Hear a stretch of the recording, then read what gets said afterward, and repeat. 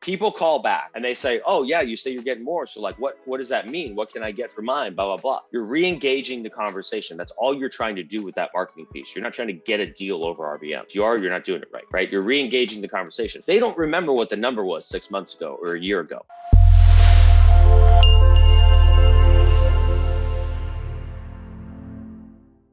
Make sure you're running those hidden equity lists. It sounds like Dan is getting really good traction from, he said 3 times the response on 10 plus years of ownership. Yeah, like I like the 10 plus years of ownership. Again, that's because you've got appreciation in the right place. You got a lot of factors at the right place right now. So that list will probably pop off for you right now. Does that work as good 6 months from now? Who knows? But that's why you just like constantly pull this list. Who's still on it? Hit them again, hit them again. And then guys, again, all this, I cannot stress it enough. All this marketing we talk about, like everybody talks about marketing and lead gen and all this kind of stuff. 80% of the thought goes into that lead gen piece of it, right? That the energy and the activity, without realizing that 80% of everything that's going to happen is coming from when they've already been a lead and they're in your pipeline. That's the activity that really makes stuff happen, right? So do all this cold generation, get them in your pipeline, and then just keep hitting them, right? You don't have to, like, if somebody is absentee owner and you talk to them a year ago, okay, and they're in your CRM and it just didn't work out, if they're not being hit again through whatever you're using to hit your pipeline again, but instead you're having to go pull a list to get to them again, to go try and grab them cold again, you're doing it wrong. You're missing the point because you're setting yourself back to the lowest conversion action again, trying to recapture them. They already raised their hand once. You just couldn't get them to the right place. Cool. Call them again 6 months later. Call them again a year later. Call them again 3 months later. Like whatever's happening in the market. Hey, the market's changed a bunch. You know, we talked a while ago, we couldn't get to the right thing, but here's an RVM for you guys that, like, again, just to help you understand, and then I'll drop off here, just to help you understand what's happening. It's the difference of like where your perspective is versus where your target audience's perspective is, okay? Because all day long, you're talking about and thinking about properties, right? If somebody a year ago or 6 months ago told you, yeah, I might sell it for this, but I'm not really interested, they're not thinking about that again. Like maybe in today's market, but like they're not actively all day long thinking about selling their property, right? Like there's a whole perspective gap that exists in there that you're blind to because you're so connected and you're so close to it, right? So ignore that. Every 6 months, hit them again. Here's the example.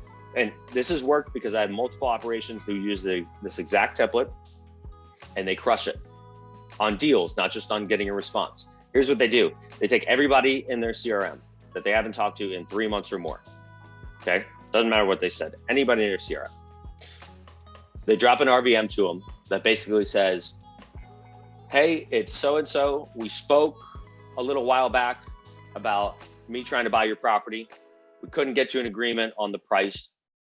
Good news is I'm looking down at my numbers and I've been buying stuff at like 10, sometimes 20% higher than I was back then. Give me a shout back. Let's talk about your property. Okay. Now, before some of you go, well, oh my God, but the 20% or whatever. Here's what happens. People call back and they say, oh yeah, you say you're getting more. So like, what does that mean? What can I get for mine? Blah, blah, blah. You're re-engaging the conversation. That's all you're trying to do with that marketing piece. You're not trying to get a deal over RVM. If you are, you're not doing it right, right? You're re-engaging the conversation. They don't remember what the number was 6 months ago or a year ago. So like in your head, you're like, oh my God, the 20%. 20% of what? They don't even know what the number is, right? The point is just like, hey, I'm really active right now. I'm doing a lot of deals. Call me back if you want to sell your property. I'm not saying it that way. I'm saying it, right?